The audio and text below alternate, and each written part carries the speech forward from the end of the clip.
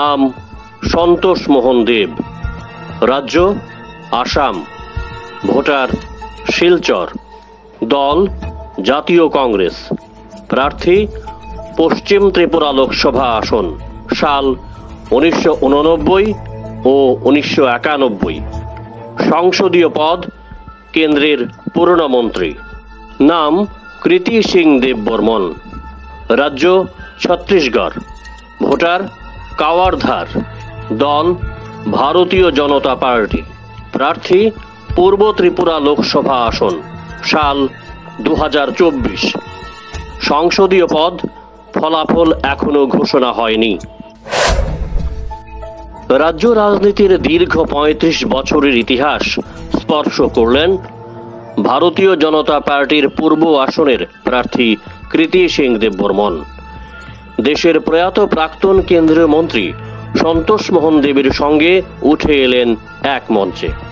তবে সন্তোষ মোহন দেব প্রতিদ্বন্দ্বিতা করেছিলেন লোকসভার পশ্চিম আসন থেকে এবং জাতীয় কংগ্রেসের টিকিটে। 1952 থেকে 2024 লোকসভা নির্বাচনের ইতিহাসে সন্তোষ মোহন দেব ও কৃতি সিং স্থানীয় ভোটার না হয়েও তারা লড়াই করেছেন নির্বাচনে। তারা উভয়েই এক্ষেত্রে ব্যতিক্রম, তবে রাজনৈতিক দল পৃথক। সন্তোষ মোহন দেব কংগ্রেসের এবং কৃতি সিং বিজেপির। রাজ্যের ভোটার না হয়েও লোকসভা নির্বাচনে রাজ্য থেকে প্রতিদ্বন্দ্বিতা করা এবং সাংসদ হওয়ার কৃতিত্ব ছিল কংগ্রেস নেতা সন্তোষ মোহন দেবের। তিনি ছিলেন কেন্দ্রের হেভিওয়েট পূর্ণমন্ত্রীও। সন্তোষ মোহন দেব 1989 ও 1991 সালে পরপর 2টি লোকসভা নির্বাচনে পশ্চিম আসন থেকে কংগ্রেসের টিকিটে লড়াই করেছিলেন, কিন্তু তিনি ত্রিপুরার ভোটার ছিলেন না। মূলত সন্তোষ মোহন দেব ছিলেন অসমের শিলচরের বাসিন্দা, তিনি সেই রাজ্যের ভোটার।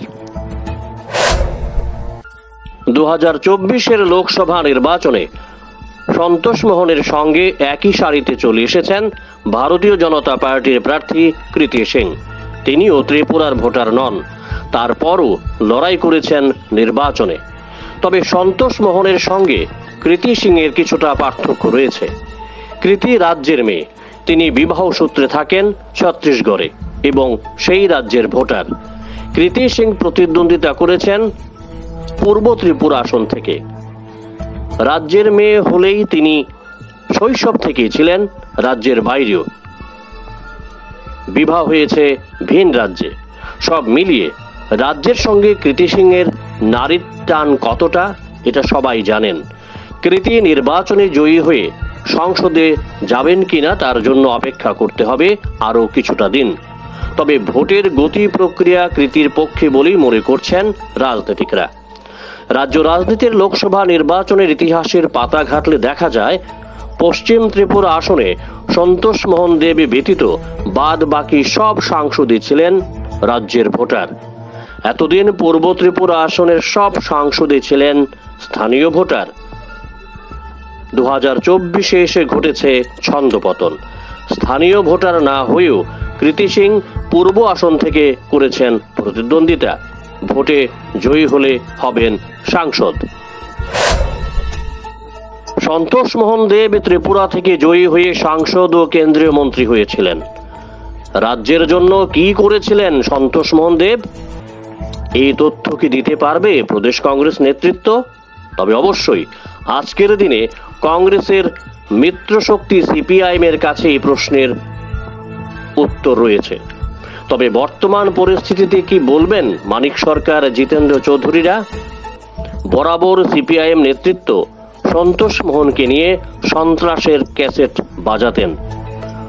সন্তোষ মোহনকে বামেরা সন্ত্রাস মোহন হিসেবে অভিহিত করতেন। সন্তোষ মোহনের হাত ধরেই নাকি রাজ্য রাজনীতিতে সন্ত্রাসের জন্ম নিয়েছিল। আর এই সন্তোষ মোহন দেব প্রতারণা করেছেন ত্রিপুরার মানুষের সঙ্গে। বলতেন সিপিআইএম নেতারা মেলার মাঠের লাল বাড়ির নেতাদের বক্তব্য ছিল, ত্রিপুরার নামে বরাদ্দ হওয়া কাগজের মিল সন্তোষ মোহন কাছাড়ে নিয়ে যায়। এই ক্ষেত্রেও সন্তোষ মোহন দেব ত্রিপুরার মানুষের সঙ্গে ঠকাইয়ের রাজনীতি করেছেন। সন্তোষ মোহন দেবকে নিয়ে রাজ্যের বাম নেতাদের এই ক্যাসেট সর্বজন বিদিত। এখন পালা কৃতি সিংয়ের। তিনি ভোটে জয়ী হলে সাংসদ হয়ে রাজ্যের জন্য কি করবেন? তিনি কি ভাই প্রদ্যুতের বড় মুখ রাখতে পারবেন? কি করবেন জনজাতিদের উন্নয়নের জন্য, উঠছে প্রশ্ন। কৃতি সিংয়ের বাবা কিরিট বিক্রম ও মা বিভু কুমারী দেবীও সাংসদ ছিলেন। তারা কি করেছিলেন জনজাতিদের জন্য, এই সংক্রান্ত রিপোর্ট কার্ড এখনো জনসম্মুখে আনতে পারেননি স্বঘোষিত রাজা প্রদ্যুৎ কিশোর দেব বর্মন। সব প্রশ্নের উত্তর পাওয়া যাবে সময়েই। দেশের সংবিধানের নিয়ম অনুযায়ী রাজ্যসভা বা লোকসভা নির্বাচনে স্থানীয় ভোটার না হলেও প্রার্থীর লড়াই করতে পারেন। তাতে কোনো নিয়মের কোনো বাধা নেই। প্রয়োজন শুধু সাংসদের মানুষের জন্য কাজ করার সদিচ্ছা।